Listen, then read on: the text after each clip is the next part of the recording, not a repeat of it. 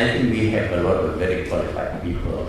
They may not be active in politics at the moment, but I think if they are given a chance, they can lead the country. But if you name the Prime Minister now, then some people are going to be very disappointed. And then they split the party. So at the moment, we are not saying anything except that if the opposition wins, the most likely Prime Minister would be Mujahideen.